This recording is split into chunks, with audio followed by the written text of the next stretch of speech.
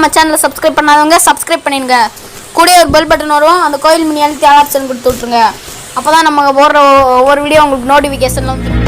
கவிமகன் YouTube channel உறவுகளுக்கு என்னுடைய அன்பான வணக்கம். ராமாய ராமபத்ராய ராமச்சந்திராய வேதசே ரகுநாதாய நாதாய சீதாயாம் பதயே நமோ நமः. ஸ்ரீராம ராம ராமேதி ரமே ராமே மனோரமே சகஸ்ரநாம தத்துல்யம் ராம நாம வரானனே. இன்றைய சிந்தனையில் சர்க்கம் 118 அணிகலன்களை பெறுதல். அனசூயால் மேற்கண்டவாறு உபதேசிக்கப்பட்ட வைதேகி அவர் கூறியதை உன்னிப்பாக கேட்டு அவற்றை கொண்டாடி மெதுவாக பதில் சொல்லத் தொடங்கினார். மிகச்சிறந்த குணங்களை கொண்ட தாங்கள் எனக்கு செய்த உபதேசங்கள் தங்கள் உயர்நிலைக்கு ஏற்றதேயே ஆனதால் இதில் ஆச்சரியப்படுவதற்கு ஏதுமில்லை. பெண்டிற்கு கணவனே கண்கண்ட தெய்வம் என்பது எனக்கும் தெரியும். தாயே, எனது கணவரான இவர் நடத்தை தவறியவராக இருப்பாரே ஆனாலும் கூட மனத்தில் எவ்வித சஞ்சலமுமின்றி நான் அவருக்கு பணிவிடை செய்து கொண்டிருப்பேன். ஆனால் இவரோ எல்லோராலும் புகழத்தக்க குணங்கள் உடையவர், கருணை மிக்கவர், புலன்களை வென்றவர், நிலையான அன்பு வைத்திருப்பவர், தர்மாத்மா, ஒரு தாயைப் போலும் தந்தையைப் போலும் மனப்பூர்வமான நேசம் உள்ளவர். இப்படிப்பட்ட உத்தம புருஷருக்கு நான் பணிவிடை செய்வதிலும் அவரை அனுசரித்து போவதிலும் ஆச்சரியம் என்ன? பேராற்றலுடைய ராமன் தன்னை பெற்ற தாயாரான கௌசல்யா தேவியாரிடமும் எவ்வளவு பாசம் வைத்திருக்கிறாரோ அவ்வளவு பாசம் அரசரின் மற்ற பத்தினிகளிடமும் வைத்திருக்கிறார். மன்னர் எந்த பெண்ணையாவது ஒரு தடவை பிரேமையுடன் பார்த்திருந்தாலும் மன்னரிடம் மரியாதை வைத்துள்ள தர்மத்தை அறிந்துள்ள வீரராமன் தன் அன்னைக்கு போட்டியாக வந்துவிட்டாளோ என்ற பொறாமை இல்லாமல் தன் தாயாரிடம் நடந்து கொள்வதைப் போலவே அந்த பெண்ணிடமும் நடந்து கொள்கிறார். மிகவும் அச்சத்தை விளைவிக்க கூடியதும் மனித சஞ்சாரம் இல்லாததுமான காட்டிற்கு நான் புறப்பட்ட போது என் மாமியார் கூறிய மேலான மொழிகளை என் இதயத்தில் வைத்து கொண்டிருக்கிறேன். என்னை விவாகம் செய்து கொடுத்த காலத்தில் அக்னியின் முன்பாக என் தாயார் செய்த நல் உரைகளும் என் மனத்தில் நிற்கின்றன. தர்மத்தை அனுஷ்டிப்பவரே கணவருக்கு பணிவிடை செய்வதை தவிர வேறு எந்த தவமும் பெண்களுக்கு விதிக்கப்படவில்லை என்பது முதலான பெண் தர்மங்கள் அனைத்தும் எனக்கு தங்களால் நினைவூட்டப்பட்டன. சாவித்ரி கணவர் சத்தியவானுக்கு சேவை செய்ததாலேயே சொர்க்கலோகத்தில் மதிப்புடன் விளங்குகிறார். அதேபோன்று அனுஷ்டானமுடைய தாங்கள் கணவருக்கு பணிவிடை செய்வதன் காரணமாகவே சொர்க்கத்தை அடையப் போகிறீர்கள். எல்லா பெண்டிரை காட்டிலும் சிறந்தவளான ஆகாயத்தில் விளங்கும் ரோகிணி தேவி சந்திரனை விட்டு ஒரு முகூர்த்த காலம் கூட பிரிந்ததில்லை. இவ்விதம் கணவருக்கு பணிவிடை செய்வதில் உறுதியாக இருக்கும் உத்தம பெண்டீர் தங்கள் புண்ணிய கர்மத்தின் பயனாக தேவலோகத்தில் பெருமையோடு இருந்து கொண்டிருக்கிறார்கள். சீதையின் சொற்களை கேட்டு மனமகிழ்ந்த அனசூயை அவளை உச்சி முகர்ந்து மைதிலியை மேலும் சந்தோஷப்படுத்தும் விதமாக கூறினார். சீதே, பல வகையான நியமங்களாலும் கடுமையான தவத்தாலும் என்னிடம் எத்தனையோ சக்திகள் பெறப்பட்டுள்ளன. அழகாக சிரிப்பவளே, அந்த தெய்வீக ஆற்றலை பெற்றிருப்பதால் உனக்கு வேண்டியதை கேள் என்கிறேன். மைதிலி, உன் பேச்சு உயர்தரமாகவும் தர்க்கத்திற்கு ஒத்ததாகவும் இருப்பதால் நான் மிகவும் பிரீத்தி அடைந்துள்ளேன். உனக்கு பிரியமானது எதுவோ அதை கேள், நான் செய்வேன். அவருடைய அந்த பேச்சை கேட்டு ஆச்சரியமடைந்த சீதை மெல்ல புன்னகை செய்து தவ மகிமையுடைய அனுசூயையை பார்த்து தங்கள் அன்பான பேச்சினாலேயே என் விருப்பங்கள் நிறைவேறிவிட்டன என்று சொன்னாள். சீதை இவ்வாறு கூறியதும் தர்மம் அறிந்தவரான அனுசூயைக்கு அவள் மேல் இன்னும் அதிக மதிப்பு உண்டாயிற்று. சீதே, பேராசைப்படாத உன்னை கண்டு என் மகிழ்ச்சி மேலும் அதிகமாகிறது. அந்த ஆனந்தத்தை நான் நிச்சயம் பலனுள்ளதாகச் செய்வேன். வைதேகி, திவ்யமான இந்த மாலை, வஸ்திரம், அணிகலன்கள், வாசனை திரவியம், விலைமதிக்க முடியாத உடற்பூச்சு முதலியவை உனக்கு கொடுக்கிறேன். இவை உன் உடல் எழிலை அதிகப்படுத்தி காட்டும். இவைகள் உனக்கு ஏற்றவை. எப்போதும் கசங்காமலும் மாசு அடையாமலும் இருக்கும். ஜனகன் புதல்வியே, அழிவில்லாத மகாவிஷ்ணுவை அவர் மார்பில் விளங்கும் ஸ்ரீதேவி விளக்கமுறச் செய்வதைப் போல திவ்யமான இந்த வாசனை திவ்யங்களை நீ உடலில் பூசிக்கொண்டு உன் கணவரை அழகுறச் செய்வாய். எல்லையில்லாத அன்பினால் கொடுக்கப்பட்ட ஆடை, நறுமண பூச்சு, அணிகலன்கள், மாலைகள் ஆகியவைகளை மைதிலி பெற்றுக்கொண்டாள். பேரன்பினால் கொடுக்கப்பட்ட அவைகளை பெற்றுக்கொண்ட புகழ்மிக்க சீதை இரு கைகளையும் கூப்பிக்கொண்டு தவச் செல்வியான அனுசூயையின் அருகில் அமர்ந்து கொண்டார். பிறகு சீதை வந்து அருகில் உட்கார்ந்து கொண்டிருப்பதைக் கண்ட விரதங்களை உறுதியுடன் கடைப்பிடிக்கும் அனசூயை சில சல்லாபமான விஷயங்களை கேட்க விரும்பியவராக தானே பேச ஆரம்பித்தார்.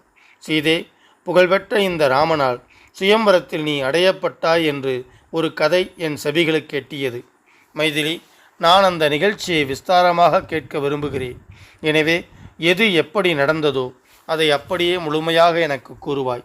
இவ்வாறு கூறப்பட்ட சீதை தர்மானுஷ்டானமுள்ள அவரை பார்த்து கேளுங்கள் என்று சொல்லிவிட்டு அந்த கதையை சொல்ல ஆரம்பித்தார். ஜனகர் என்று பெயர் பெற்ற மிதிலையின் அரசர், வீரர், தர்மம் அறிந்தவர், சத்திரிய தர்மத்தில் மிகவும் ஈடுபாடு உடையவர். அவர் தன் தேசத்தை முறைப்படி ஆண்டு வந்தார். ஒரு சமயம் யாக பூமியை அவர் தன் கலப்பையால் உழுது கொண்டிருந்த போது பூமியை பிளந்து கொண்டு நான் வெளிப்பட்டேன். அதனால் அந்த மன்னரின் மகள் ஆனேன். அவர் அவ்விடத்திலிருந்த செடி கொடிகளை பிடுங்கி எறிவதில் முனைந்திருந்த போது என்னை பார்த்தார். உடல் முழுவதும் புழுதி படிந்திருந்த என்னை பார்த்து ஜனகர் ஆச்சரியமடைந்தார். அவருக்கு குழந்தைகள் இல்லை. எனவே பாசத்துடன் என்னை தன் மடியில் வைத்து கொண்டு இவள் என்னுடைய மகள் என்று கூறி என் மீது அன்பை பொழிந்தார். அப்போது ஆகாயத்தில் ஒரு அசரீரி எழுந்தது. மன்னனே, மானுடம் சாராத இவள் நீர் கூறியபடியே உமது தர்மபுத்திரிதான். தர்மாத்மாவும் தந்தையும் மிதிலை மன்னருமான அவர் மிகவும் மனம் மகிழ்ந்தார். அரசர் என்னை மகளாக அடைந்ததும் எல்லையில்லாத செல்வ செழிப்பை பெற்றுவிட்டது போல் மகிழ்ந்தார். புண்ணிய செயல்களை செய்பவரும் தனக்கு மிகவும் பிரியமானவருமான மூத்த அரசியிடம் என்னை ஒப்படைத்தார். அவர் என்னை பெற்ற தாயைப் போல பேரன்புடன் சீராட்டி வளர்த்தார்.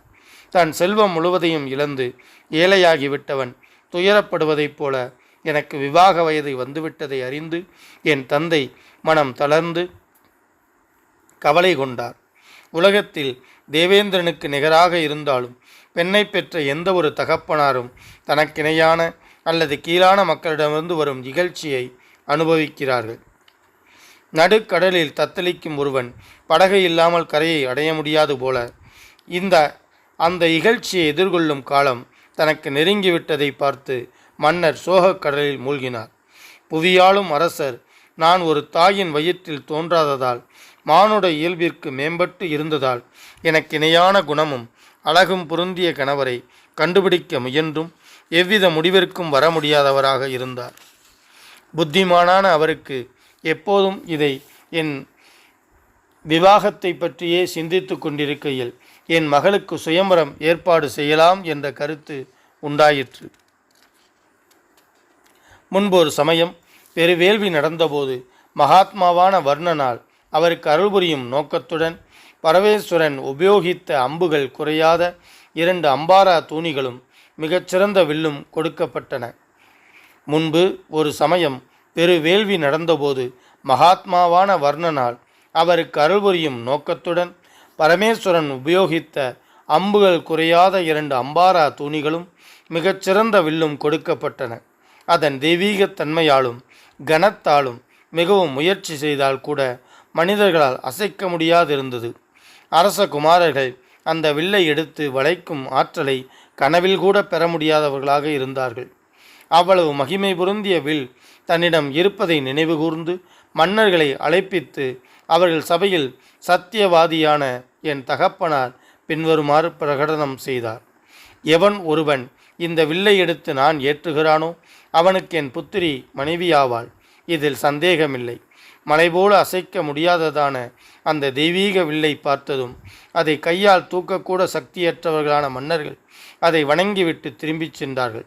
வெகு நாட்களுக்கு பிறகு மகா பராக்கிரமசாலியான சத்தியம் தவறாத இந்த ராகவன் மிதிலையில் நடந்து கொண்டிருந்த வேள்வியை பார்ப்பதற்காக விஸ்வாமித்திரருடன் சகோதரன் லக்ஷ்மணனோடும் வந்தார்.